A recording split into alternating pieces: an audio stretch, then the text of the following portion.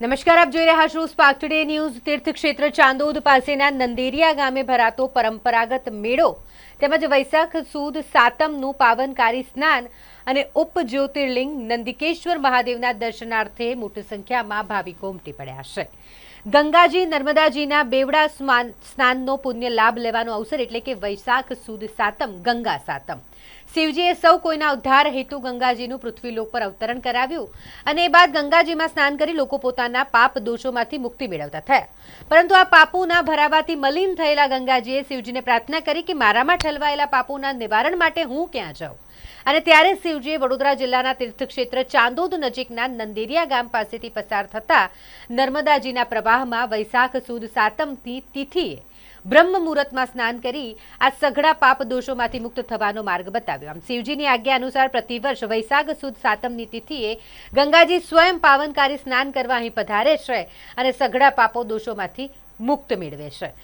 આમ ગંગાજી અહીં સ્નાન કરવા આવતા હોય વૈશાખ સુદ સાતમની ગંગા સાતમ જાણીતી બની છે। ગંગાજી સ્વયં નર્મદાજીમાં સ્નાન અર્થે આવતા હોય ત્યારે ગુજરાતભરમાંથી ભાવિ ભક્તો ગંગાજી અને નર્મદાજીના બેવડા સ્નાનનો લાભ લેવા અહીં મોટી સંખ્યામાં પધારે છે।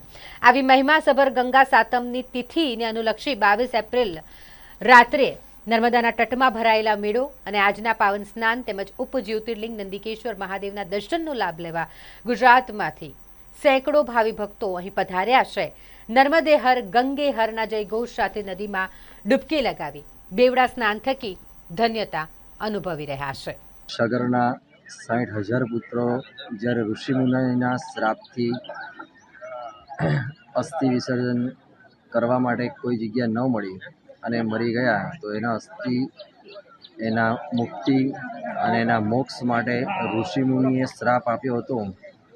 કીધું હતું કે ગંગાજી સિવાય કોઈ પણ અમને મુક્ત કરી શકે નહીં।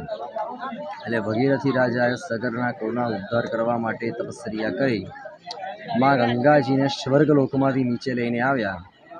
નીચે આવતાની સાથે શંકર ભગવાને પોતાની જટામાં લઈ એક લટ છૂટી મૂકી ગંગાજીનું ધરતીલોક ઉપર અવતરણ કર્યું।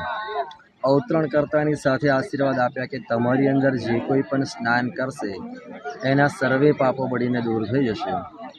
ગંગાજીએ પ્રશ્ન કર્યો કે આ બધા પાપ મારી અંદર જમા થાય તો મારે મારા પાપ ધોવા માટે ક્યાં જવું। શંકર ભગવાને બીજો આશીર્વાદ આપ્યો કે મારા દેહમાંથી ઉત્પન્ન થયેલી દક્ષિણની રેવા એવી જ નર્મદાજી તું 1 વર્ષમાં જે એક વખત સ્નાન કરી આવજે તારા સર્વે પાપો બળીને દૂર થઈ જશે। તો આજે જગ્યા ઉપર બેઠા છે એક કલહોડી નામનું તીર્થ ચાણોદ નજીક 3 કિલોમીટર દૂર નંદેરિયા ગંગનાથની વચ્ચે આવેલું છે। તો વૈશાખ સુદ સપ્તમીના આજે પવિત્ર દિવસે ગંગાજીનું ઝરણું સવારે બ્રહ્મ મુહૂર્તથી લઈ સાંજે 5 વાગ્યા સુધીને સ્નાન કરવા માટે પધારે છે। આજે કેવળ સ્નાનનો જ મહિમા છે। આજે હજારો લોકો અહીંયા આગળ સ્નાન કરવા માટે પધારે છે, પોતાનું શરીર પવિત્ર બનાવે છે, જે પણ કંઈક અજાણતા થયેલા પાપમાંથી મુક્તિ મળે છે। ની અંદર આ નર્મદા મૈયાનું નંદકેશ્વર મહાદેવનું અને ગંગા સપ્તમીનો મહિમા અપાર લખ્યો છે। શિવ પુરાણ, સ્કંદ પુરાણ અને નર્મદા પુરાણ વગેરેમાં।